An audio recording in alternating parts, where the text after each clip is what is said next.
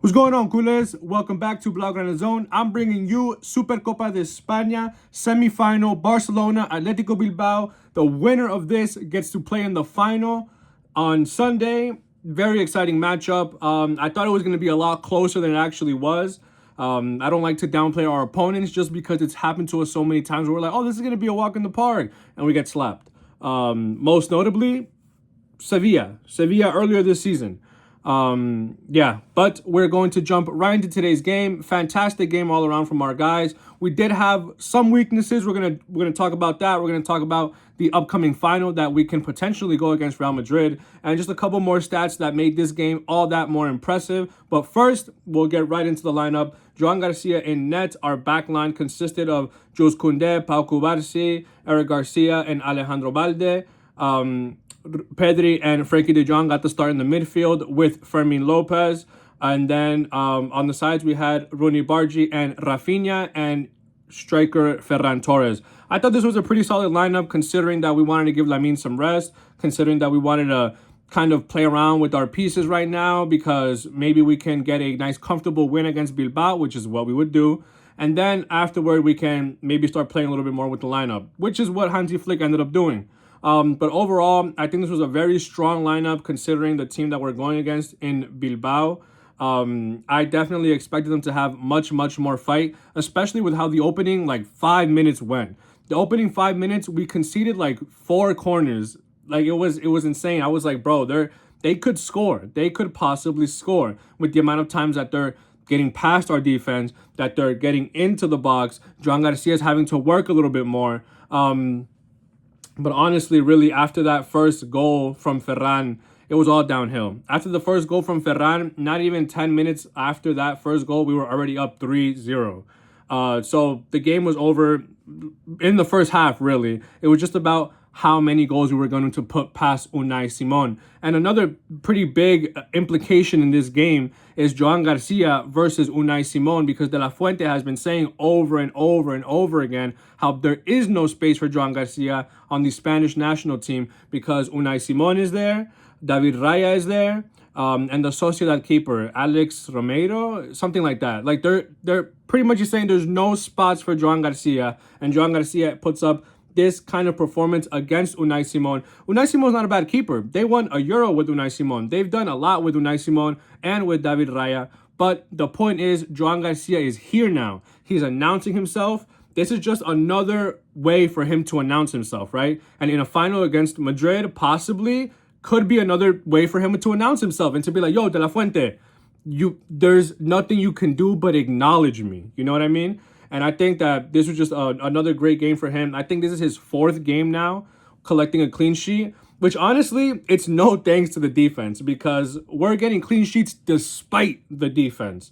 Because Bilbao should have scored today. They should have had at least 1 goal.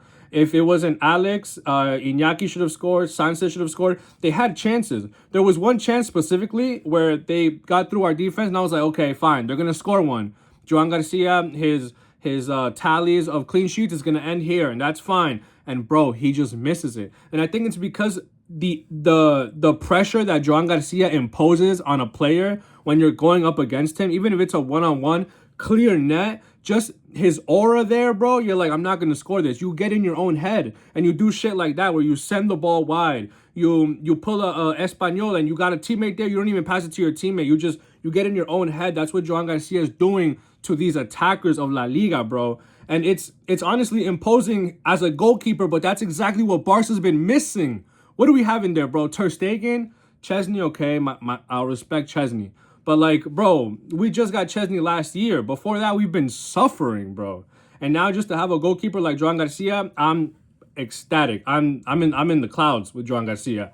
But today was also the Roony, Barge, and Rafinha show. Fermin Lopez also had a very huge hand in today's game and really deciding how the game goes and, keeping the tempo of the game steady. Roony, Barge, I think that he tried to pass it to Fermin, and Fermin tries to shoot, but Fermin ultimately, his shot goes to Ferran. The shot was so bad that it turned into a pass, and then Ferran scores. Easy goal, beautiful goal. Fermin Lopez was assisted from Roony. Very, very beautiful passing. I think I was saying this in the group chat. I think if Lamine started this game, Lamine doesn't do the passes and the goals that Roony Barge does. And not because he can't do it. I think it's because he's looking for a shot. Roony Barge is looking for a pass. And that's not a bad thing at all. But they're two different types of players that we're putting in that role. And I think we need to be maybe changing them a little more often. Because this was a nice little breath of fresh air. Not to say that Lamine, we're getting tired or bored of Lamine. It's that maybe changing it up is also going to give the defense different looks, different types of looks, so that they're not just all game planning for Yamal. Like, everyone knows if you stop Yamal, you might stop Barcelona as a whole, right? But now, like, we need to implement our other attackers. Rafinha had some today. Roony Barge had some today. Fermin Lopez, Ferran Torres. We need everybody. We need to be like a Swiss Army knives of attackers, and we need to be able to constantly flip players in and out so that we don't look like the same boring team to these defenses, and we're more difficult to game plan that way. But I think today was absolutely perfect with the passing into our attackers. I think we did an excellent job at keeping the ball. I think we did an excellent job at maintaining this clean sheet, right? Even though some of it can be attributed to how bad Atletico Bilbao was. But honestly, man, I don't even feel bad for them. Not even in the slightest bit, bro. Nico Williams strung us like that for like 2 years. For what? To join this winning project? All right, bro. We're good. We made the right decision. We signed the right people. And now look where we're at. Hansi Flick is one more win from his 4th title as Barcelona's coach. And honestly, I think it's a success because going into last year, the only addition was Dani Olmo. And now our additions are a actual class keeper, Rashford on loan, Roony Barge on loan.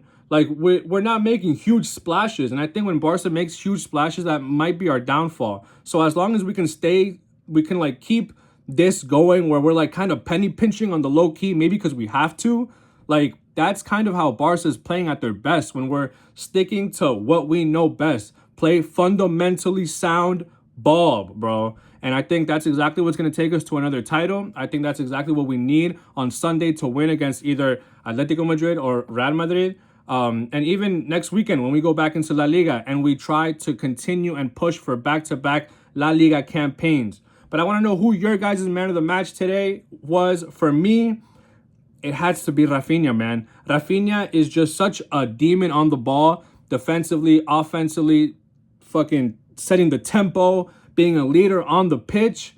It has to be Rafinha. I think our team has changed completely since Rafinha has been back from injury, not only on the pitch, but in the locker room. The vibe around the team seems to be so much more vibrant. Our guys are focused on the win. Our guys they play so unselfishly.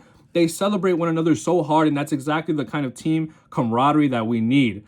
Thank you guys so much for tuning in. I want to know what you guys think about the takes on this game. I thought we played pretty well, but our defense obviously still needs a lot of work. And I don't know if Joao Cancelo is going to be our final piece, right? We might need Araujo to like hurry back, lock in defensively and hurry back, brother. Because you're getting paid like $300,000 a week for what? To complain and to not even play?